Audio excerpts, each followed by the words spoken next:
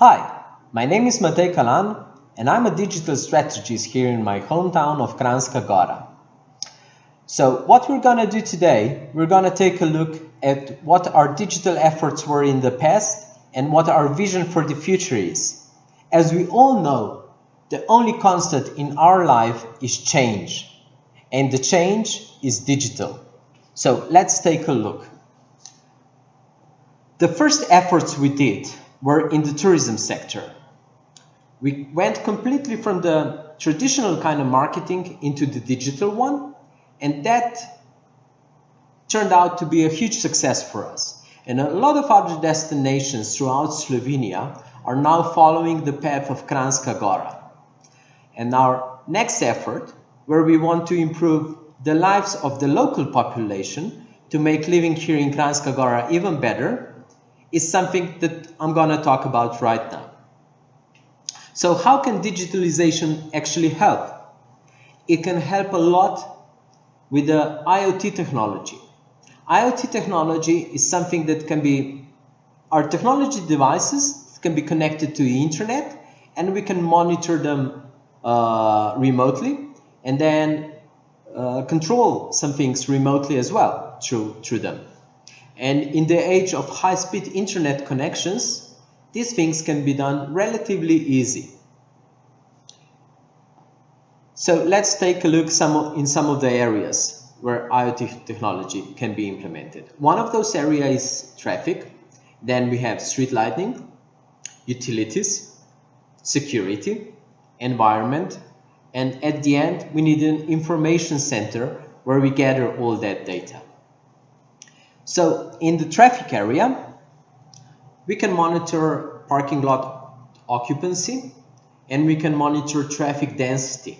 We can analyze all that data and then reroute the traffic where the free parking lots are, or where the streets aren't as congested as elsewhere. Because in the summer months or winter months, where we get a lot of guests to our destination, this can cause quite some problems. Not just for the tourists, but also for the local population as well.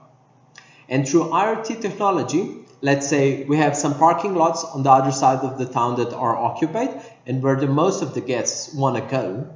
So before they go there, realize that the parking lots there are all taken, we can have the signature tables that can reroute them to some other parking lots on the other side of the town.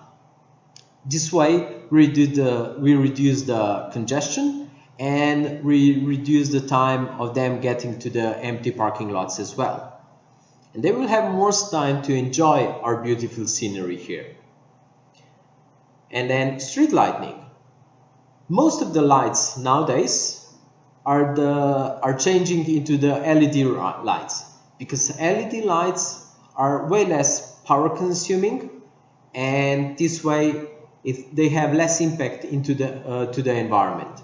And what we can do with those lights as well, let's say during the night, they don't have to be fully on all the time, but their power consumption could go down to, let's say, just like 25%. And then when vehicle or people approach, they can go to the full power. This way, we also reduce the power consumption, and this is also something that's having an impact into the environment as well. Utilities like garbage collection and water monitoring. So when garbage collection happens once or twice a week, the garbage collection team goes all the way around the town. But that doesn't necessarily have to happen if not all the garbage bins are full. So what can we do about it? What we can do about it, all the garbage bins can be fitted with sensors, and let's say when the garbage collection team goes, they can have the data only which bins are full, and their route can be optimized just to pick the garbage bins where they are full. This way the route is going to be shorter, and it's going to require them less time to do that. In this way, we optimize that process. And then when it comes to water monitoring, not only monitoring has to be done manually, but we can have sensors to monitor water temperature, water purity, water levels through output, stuff like that. And all that data can be transmitted through the IoT technology into the information center. And this way, we optimize those processes as well. Safety concerns. We can have those sensors for the fire prevention. Let's say in different buildings, if the fire occurs, those sensors can transmit the data into the local fire stations. And then if the fire happens in nature, we can have some sensors there as well. Not to monitor only if the actual fire happens, but if the humidity is in the level where there is a fire danger or things like that. So we can do preemptively some of the things. And then avalanche monitoring. When we have a lot of new snow, what kind of conditions there are, how much snow did it fall, what's the moisture of the snow. We can monitor all that stuff remotely and see what kind of avalanche danger there is around us.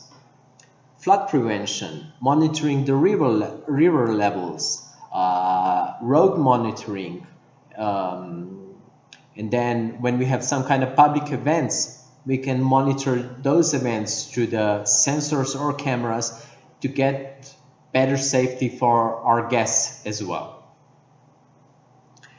And as I said before, as I mentioned, there are many things that help our environment here as well. When we optimize those processes, we get things to be done way more efficiently, energy efficiently, and there's going to be a smaller impact on our environment as well. IoT technology can also be used for smart farming because we can monitor the soil, the moisture of the soil, the structure of the soil and stuff like that. And then we can improve the logistics, and this way we support the sustainability in our destination. If we want to monitor all those data, and if you want to get all that data to the right end users, we need to have an information center that gathers and then processes that data and then delivers it. This can be done delivering the information through the traditional digital channels that we know, like internet, some traditional channels like TV, and we can install some new channels like digital signage. Digital signage can be done throughout the town and can be there to deliver the information to the local population and to the tourists. And it can be done instantly. Once the information gets to the information center, it will automatically be displayed on those digital signage displays. These information centers are going to monitor the air purity, water levels, traffic density, density of the people in certain areas, various road closures and other emergencies, vacancies in the apartments or hotels, opening hours of shops, restaurants, health services, and some other public services. And we have this way we have a possibility to interact with the citizens here in the municipality and also to interact with our guests. And same wise that they have the possibility to interact with the local institutions. But in order to get there, it's not just like implementing that kind of technologies and then everything's gonna work. Where we have to take our first steps is modernization of school curriculum through the improving to get and to improve the digital competencies of our young local population. Because if we want to grow here in the sector of digital, we need to have people that know how to use that and be an expert in that area as well. This way, we can achieve the fastest growth possible. And if we want to have long-term strategy that works putting the effort in our schools is the main thing. Now let's go quickly. We have to work with youth centers like Zavod 404. They focus on the research and working with youth. We have to work with partners. Those partners are academic, and then we have partners in the area of the tourism, like on the national level, Feel Slovenia, regional partners or other tourist destination, and then we have local partners here in Kranjska Gora. We have technology partners like Telekom Slovenia that can help us implement all those technology and provide us with the high-speed internet that we need to work with them. And then we have the technology hardware and software partners that we need to use.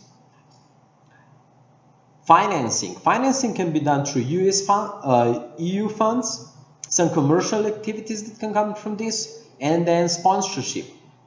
This is something that's really interesting thing for others to adopt, and if we're the first one, we're gonna get the sponsors as well. One thing we have to do is to build up technology and co-working hub here locally, because this will attract the digital nomads. Digital nomads are people who travel and have digital competencies. This way we attract know-how to our destination, and we can have the sharing of knowledge between the locals and the visitors, and this will get us on the worldwide radar as well. So people will know about us. And when the competencies here in the town rise, we can have a training center for people to come learn from us how to use that and implement these things in their own regions or towns. At the end, we're gonna need a good CRM system where we can optimize all these logistic processes in the municipality, and also to optimize the marketing opportunities for the evolving tourism sector. And key to our success of implementing and developing the IoT technologies is to improve our everyday life with help of those smart technologies, to reduce the cost of operations, to improve the living standard and our competitiveness, and get the high-tech personnel here in our local community. So I would like to thank you for your attention, and have a good day and prosperous year in 2021.